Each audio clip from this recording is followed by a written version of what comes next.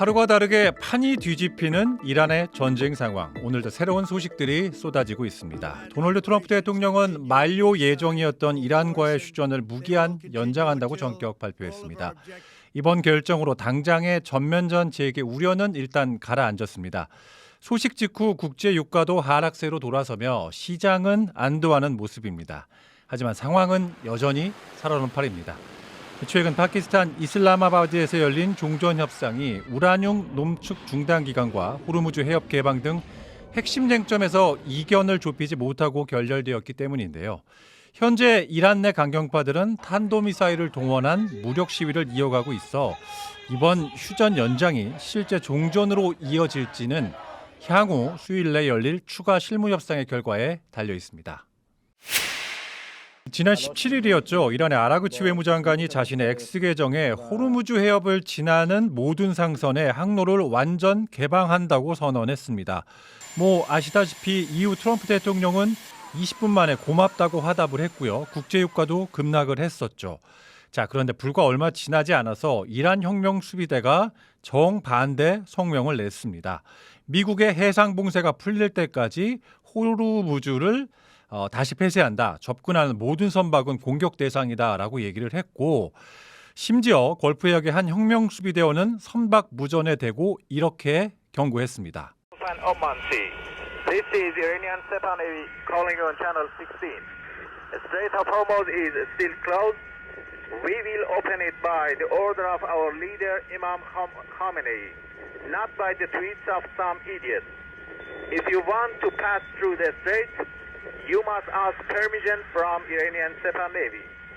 All vessels that have a connection with our enemies will be targeted if they try to pass the Strait of Hormuz out. 들으신 것처럼 이란의 외무장관과 혁명수비대, 즉 군부가 엇박자를 내고 있는 모습인데요. 미국과 이란의 휴전 협상이 꼬이는 주된 이유입니다. 이런 지리적 카드가 여전히 남아있지 않습니까? 그렇기 때문에 그 카드를 쥔 쪽은 지금 이란 내부에서는 협상장의 외교관이 아니라 해상 무선으로 선박을 멈춰 세우는 혁명수비대라는 점. 이런 점들이 바로 협상이 지금 매번 제자리로 돌아가면서 공존하고 있는 구조적 이유라고 평가할 수 있습니다. 종전 협상의 운명이 걸린 지금 이란 내부에서는 대체 무슨 일이 지금 벌어지고 있는 걸까요? 지난 40여일간 세계 경제는 가장 좁은 곳이 33km에 불과한 물길 하나, 바로 호르무즈 해협에 발목이 잡혀 있었습니다. 서울에서 수원 정도 되는 그런 거리인데요. 이 좁은 바닷길로 전 세계 해상 원유의 20% 그리고 LNG 거래량의 20% 이상이 오갑니다. 사우디, 또 쿠웨이트, 아랍에미리트, 이라크의 수출 물량이 사실상 전부 이 100% 이곳으로 통과를 해야만 유통이 가능한 그런 절대적 요충지다라고 평가할 수 있을 것 같습니다. 그렇다면 우회로가 없을까요? 우회로 있습니다. 아랍에미리트의 내륙송 유관 그리고 사우디의 동서 파이프라인이 있는데요. 하지만 이들의 총 수송 능력은 하루 300만 배럴 정도에 불과하다고 합니다. 호르무즈를 통과하는 하루 2천만 배럴 수송량의 한 7분의 1 정도라고 정리할 수 있을 것 같은데요. 비유하자면 도로가 지금 꽉 막혔는데 골목길 하나로 버텨야 하는 상황이다. 이렇게 정리할 수 있을 것 같습니다. 그렇다면 자연스러운 여기서 의문이 하나 들겠죠. 미국은 이란을 애초에 공격하면서 호르무즈 봉쇄를 정말 예상하지 못했던 것일까요? 새로운 지정학적 그런 현실도 아닌데 말입니다.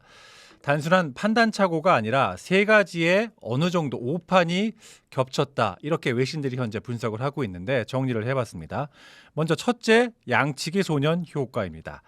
이란이 호르무즈를 봉쇄하겠다고 위협한 것이 어제 오늘 일이 아닌데요. 2011년, 2018년, 또 2019년에도 같은 레퍼토리가 반복됐고 하지만 단 한 번도 실행된 적이 없었습니다. 반복된 위협이 오히려 실제 가능성에 대한 감각을 무디게 만들었다. 이렇게 평가할 수 있을 것 같은데요.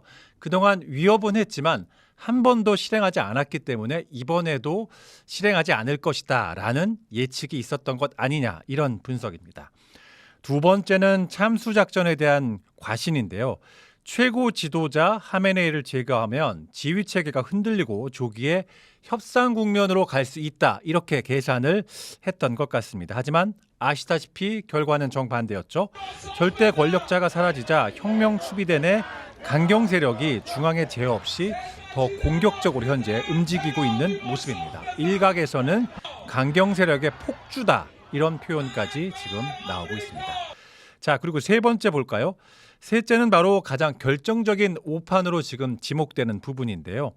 미군이 개전 첫 번째 날 이란의 재래식 해군을 완전히 사실상 괴멸을 시켰습니다. 이를 호르무즈의 위협을 제거한 것과 동일하게 읽었을 가능성입니다. 하지만 이란은 함선이 없이도 호르무즈 봉쇄가 가능했습니다. 본토 해안에 육상 발사 미사일과 드론만으로도 이 유조선을 호르무즈 해협을 지나는 유조선을 위협하기에는 충분했기 때문입니다. 재래식 해군 없이 완성된 비대칭 해상 봉쇄이다. 이렇게 정리할 수 있는데요. 미국은 바다 위의 군함을 파괴하는 것으로 자신들이 승리했다고 믿었지만 이란의 진짜 해상 봉쇄력은 바다가 아닌 해안선의 동굴 그리고 그 동굴 안에 있는 무인 드론과 미사일 이것을 통한 호르무즈 해협을 지나다니는 상선과 유조선을 위협할 수 있는 강력한 무기가 있었다. 전쟁을 시작하는 것과 전쟁의 결과를 통제하는 것은 결국 전혀 다른 문제가 아니었느냐. Iran's learned some dangerous lessons about its ability to influence the region and the world by controlling the straits. American munition stockpiles are much diminished. America's relations with its Gulf partners, with its allies in Europe and Asia are strained. 결국 이번 사태는 그 교훈을 매우 비싼 대가로 다시 한번 확인시켜주고 있다라고 정리할 수 있을 것 같습니다. 자, 그런데 이번 사태에서 가장 주목해야 할 나라는 따로 있습니다. 바로 중국인데요. 중국은 소비 원유의 약 한 75%를 수입에 의존하고 그중 중동산이 약 44%라고 합니다. 계산해 보면 중국 전체 원유 수입의 약 3분의 1이 호르무즈를 지나가고 있다라고 할 수 있고요.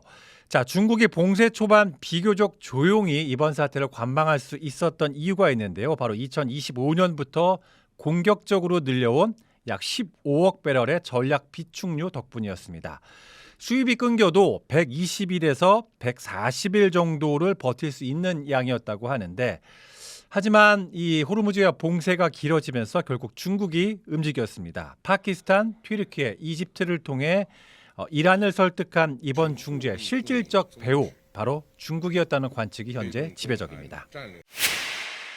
자, 여기서 트럼프 행정부의 또 다른 착시도 짚어볼 필요가 있는데요. 트럼프는 이란에 대한 압박을 말할 때마다 베네수엘라 사례를 완벽한 시나리오로 꺼내 들었습니다. 지난 1월이었죠. 마두로를 체포해 정권 교체에 성공한 바로 그 모델인데요.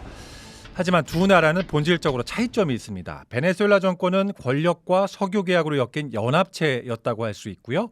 그렇기 때문에 정점 하나가 사라지고 난 뒤에 남은 인물들은 권력 그리고 돈을 지키기 위해 미국에 순응한 모습을 보이고 있습니다.